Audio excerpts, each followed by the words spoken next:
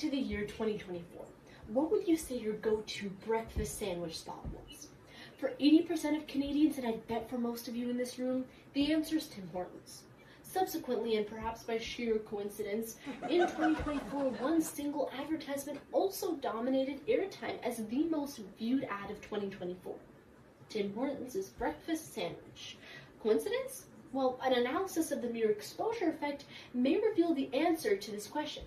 The mere exposure effect theory, first studied in 1968 by social psychologist Robert Zajac, posits that as exposure and hence familiarity with a stimulus increases, positive emotional responses for that stimulus also increase, thus suggesting that the brain prefers familiar stimuli.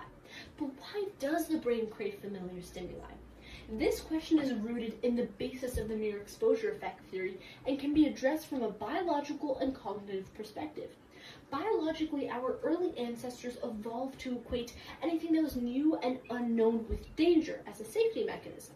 Today, we call this innate fear of the unknown neophobia, and it leads our brains to prefer familiar stimuli because we know it to be safe, and this is exactly what the mere exposure effect hinges on.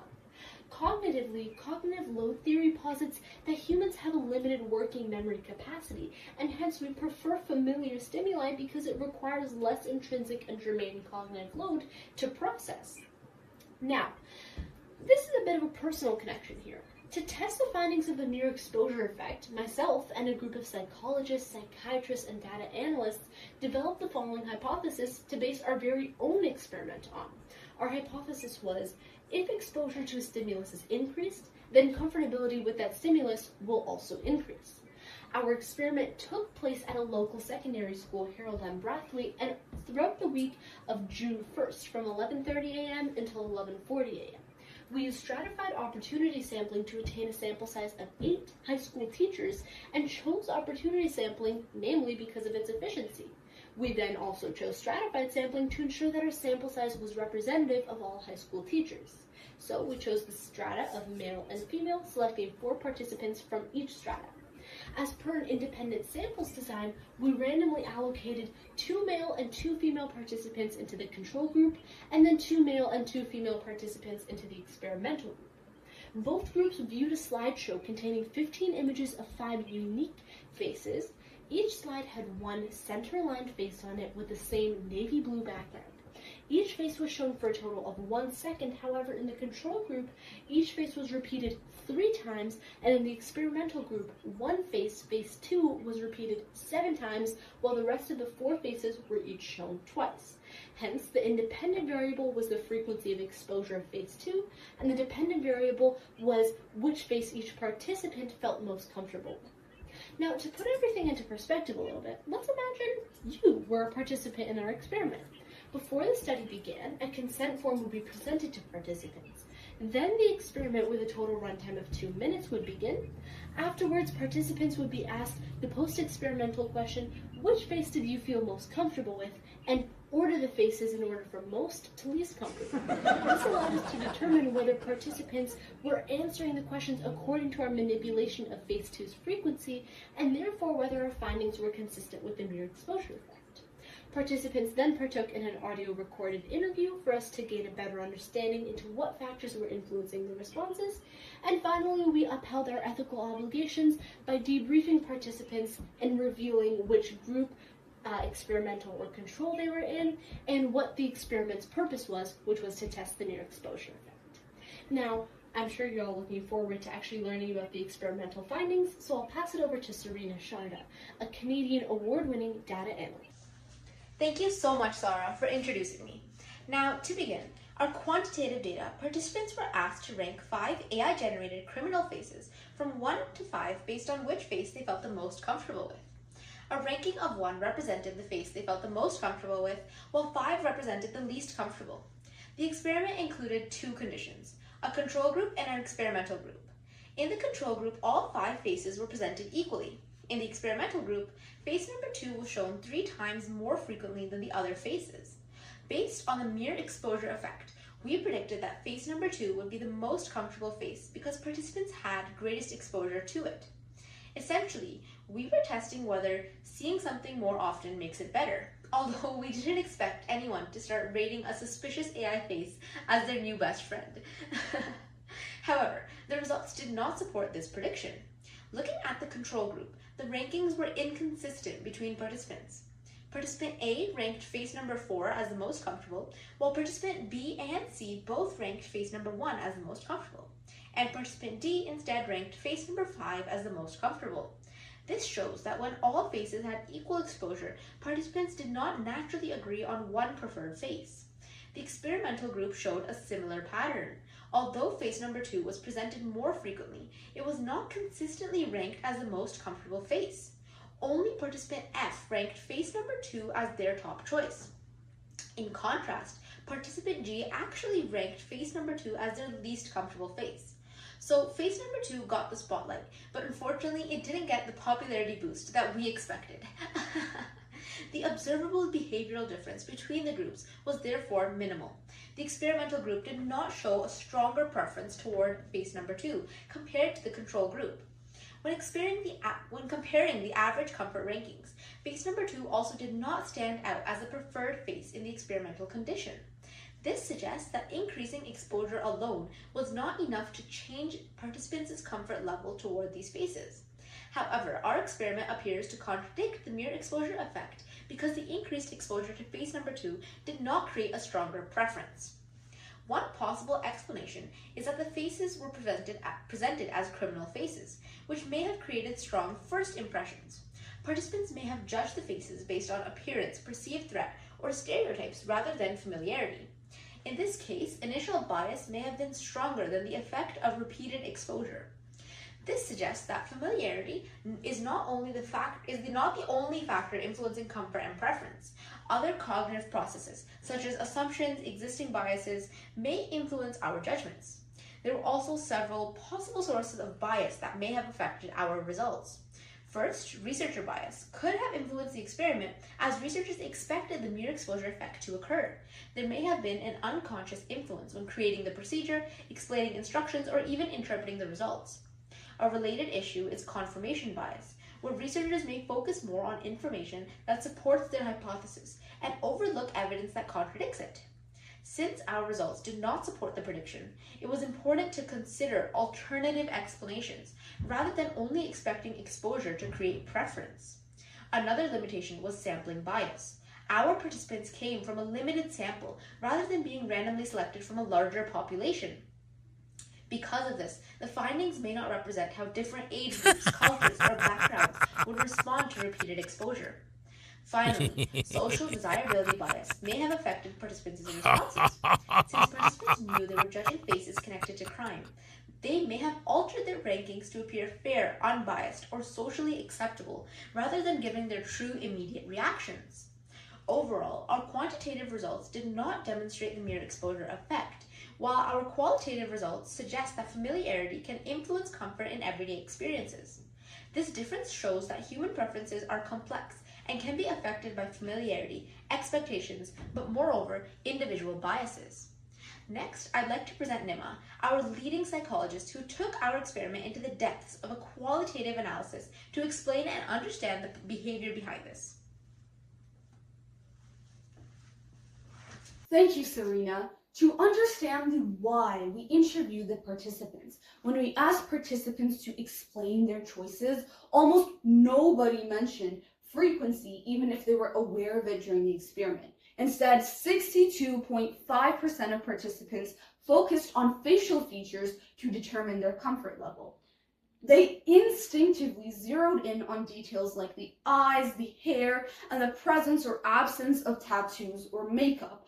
Eyes that looked hurt and troubled instantly screamed red flags, while a downturned mouth was immediately read as a sign of trouble. Good facial symmetry, as well as the lack of hair dye and tattoos, were perceived to be more peaceful and safe. Participants were not making decisions based on exposure alone. They were actually using something called top-down processing. Top-down processing is when we interpret new information through the lens of existing knowledge, expectations, and experiences. Rather than seeing 5 neutral faces, participants subconsciously assigned personality traits to each face. They were not judging the people themselves. They were judging based on the stories their minds had created about these people. And this leads us to our first major theme. Participants heavily relied on pre-existing cognitive schemas to organize and interpret these new faces, which also introduced schema bias. They used assimilation to fit the unfamiliar AI-generated criminal faces into existing mental representations of what a trustworthy person should look like. The second major theme involved is selective attention. Most people would assume that the face they chose is also the face they remember the most. However, several participants struggled to recall details about their preferred face, yet they could clearly describe the tattoos, the dyed hair, and the facial expressions of faces 3, 4, and 5. They remembered faces that looked unusual because they stood out as a danger to their safety. Standing out actually decreased the comfort level with the face, and the most memorable faces were actually often ranked the lowest.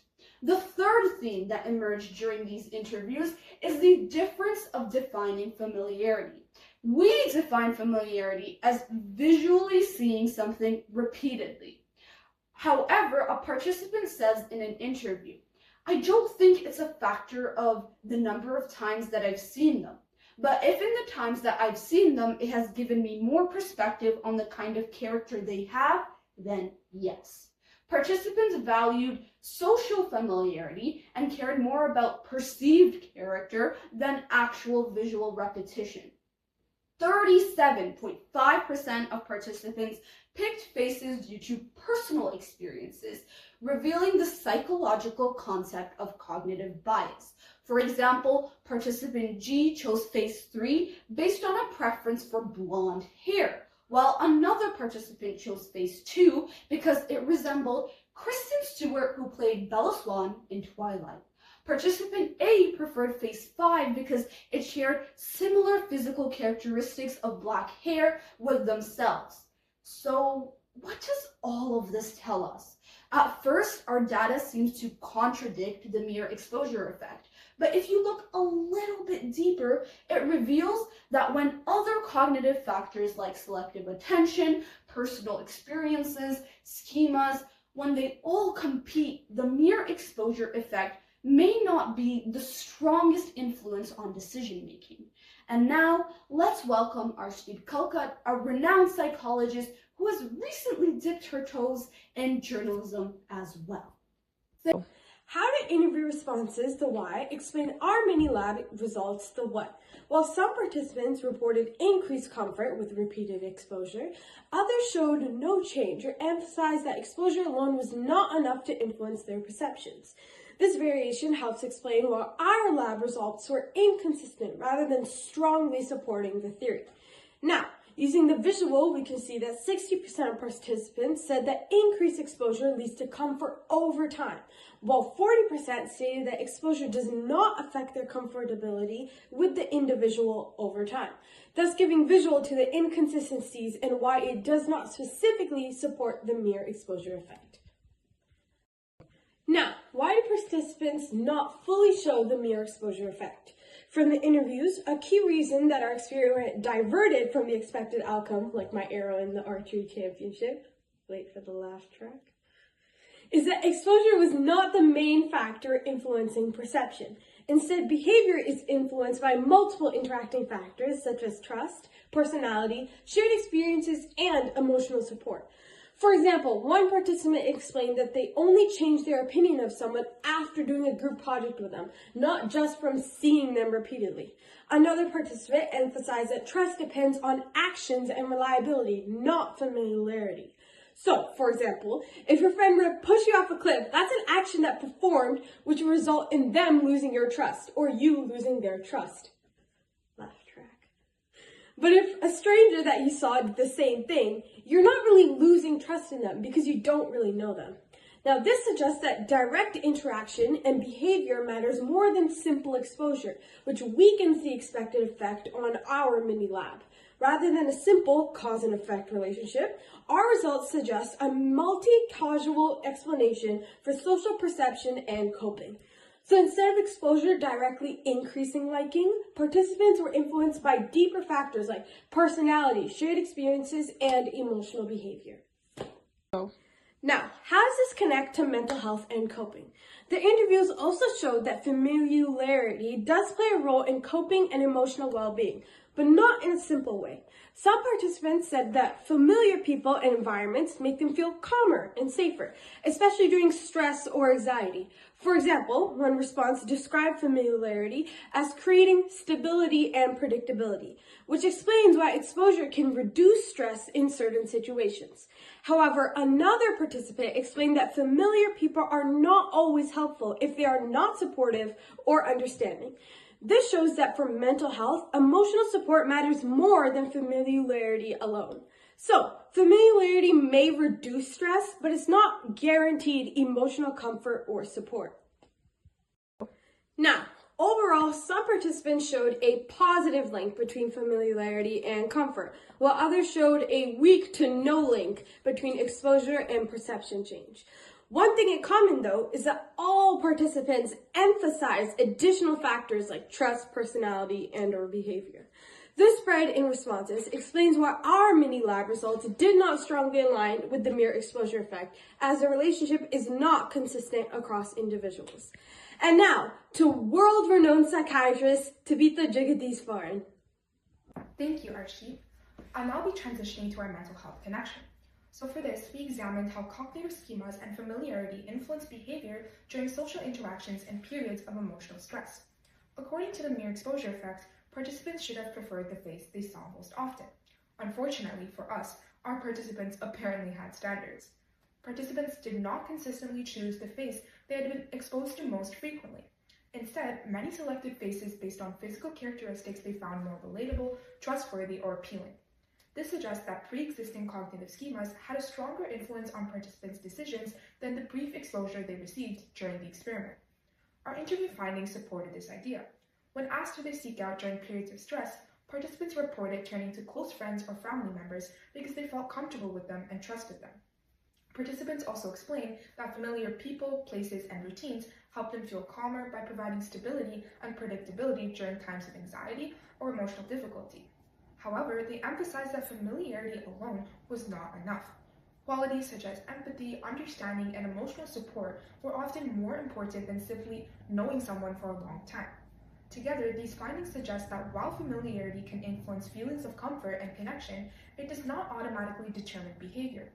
Instead, people rely on cognitive schemas, which are mental frameworks developed through past experiences and social interactions. These schemas influence who we trust, who we feel safe around, and who we choose to seek support from during difficult situations. This can be connected to mental health because cognitive schemas and societal biases shape attitudes toward mental illness, therapy, and help-seeking behavior. For example, individuals who have developed positive schemas about mental health support may be more willing to seek help, while those who have internalized negative stereotypes may avoid treatment or feel uncomfortable discussing mental health concerns. Overall, our investigation suggests that familiarity contributes to comfort and emotional well-being, but existing beliefs, perceptions, and schemas often have a greater influence on behavior. This helps explain how cognitive schemas and societal biases can shape mental health-related attitudes and decisions. Moving on, our study can also be connected to the IB concept of perspective, which refers to the idea that individuals interpret experiences and situations differently based on their personal experiences, beliefs, values, and cognitive schemas. The mere exposure effect suggests that repeated exposure should increase preference. However, our experimental results showed that participants did not consistently choose the face they had seen most often. Instead, as I mentioned before, many based their decisions on characteristics they personally found attractive, relatable, or trustworthy. This demonstrates that individuals brought their own perspectives into the experiment, influencing how they interpreted and evaluated the faces. Our interview findings further support this connection. While all participants acknowledged that familiarity could provide comfort during stressful situations, they differed in how important they believed familiarity was. Some participants emphasized the role of close relationships and trust, while others felt that empathy and emotional support were more important than familiarity itself. These varying responses highlight how people can experience and interpret the same concept in different ways. The concept of perspective helps explain why our results did not fully support the mere exposure effect. Rather than responding only to repeated exposure, participants relied on their own experiences, beliefs, and schemas when making decisions. This suggests that behavior is shaped not only by psychological phenomena such as familiarity, but also by the unique perspectives that individuals bring to a situation. Overall, our study demonstrates that human behavior cannot always be explained by a single theory, because people interpret and respond to experiences through different perspectives shaped by their backgrounds and personal experiences. I'll now be passing it on to a renowned psychologist, Zara Muhammad. Thank you, Thabitha, for handing over the mic. Now that we've seen how our experiment was designed and what our results looked like, we need to ask an important question. How confident are we in what we actually measured? This brings us to our next psychological concept of measurement. Measurement was especially important in our study because the mere exposure effect predicts that repeated exposure causes preference. If our measurements are inaccurate or influenced by confounding variables, it becomes difficult to determine whether the theory itself is responsible for the observed behaviors. We were attempting to measure comfortability towards unfamiliar faces, an abstract concept that had to be operationalized into measurable behaviors. Which sounds simple until you realize everyone has a completely different definition of what comfortable means. As you'll see later, some participants were judging trustworthiness, some were judging familiarity, and one participant was basically judging if someone looked like Kristen Stewart from Twilight. So measuring comfort was a little more complicated than we anticipated. We measured it in two ways. First, quantitatively. Participants selected the face they felt most comfortable with and ranked all faces from most comfortable to least comfortable. Second, participants completed an audio-recorded interview which helped us understand why participants made certain choices and whether familiarity influenced their decisions. The recordings also increased the credibility of our findings because participants' exact responses were captured rather than relying on memory or brief notes, reducing the likelihood of misinterpretation and researcher bias. However, once we looked beyond the rankings, the picture became much more complicated. The interviews revealed something unexpected, and this was the moment our nice, neat explanation started to fall apart. A major limitation emerged when participants explained their choices using factors such as trustworthiness, familiarity, self-similarity, innocence, and personal association. Because these factors may have influenced preference alongside repeated exposure, it becomes difficult to isolate the true effect of the mere exposure effect. This threatens internal validity because we can no longer be certain that repeated exposure alone caused the observed behavior. As a result, we cannot confidently establish a causal relationship between repeated exposure and comfortability. We also observed the influence of schemas. Some participants relied on existing schemas such as familiar celebrities or self-similarity, which may have influenced judgment before repeated exposure could take effect. Additionally, one participant suspected the purpose of the experiment, which may have introduced demand characteristics. Participants also focused on characteristics such as eyes, hair, tattoos, makeup, and facial expressions. These acted as confounding variables because they may have influenced comfort independently of repetition. Our study also had several structural limitations as we only tested 8 teachers, limiting their reliability and generalizability. Participants viewed photographs rather than interacting with real people, reducing the ecological validity. And unlike Zedong's original research, we also lacked specialized equipment such as stethoscopes, meaning exposure could not be controlled as precisely. Although our study had several limitations, protecting participants remained a priority throughout the research process. Participant safety and well-being were protected through informed consent, autonomy, confidentiality, and debriefing. Before participating, individuals were informed about what the experiment involved so they understood what they were signing up for and could choose whether to participate. Moreover, participants completed a consent form which gave additional procedural breakdowns. Participation was voluntary, preserving participant autonomy and ensuring that no one felt pressured or obligated to take part.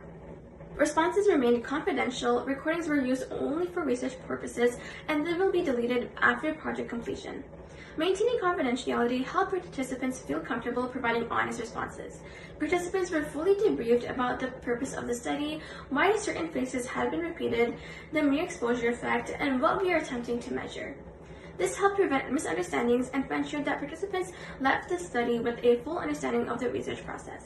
As researchers, we have a responsibility not only to collect accurate data, but also to protect the well-being, dignity, and rights of the people who made the research possible.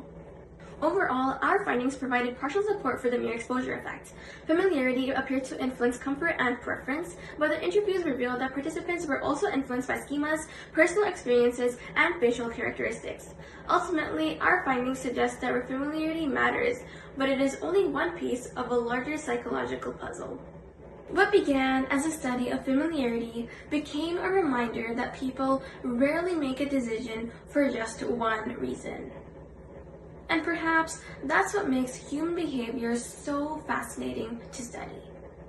Thank you so much for listening.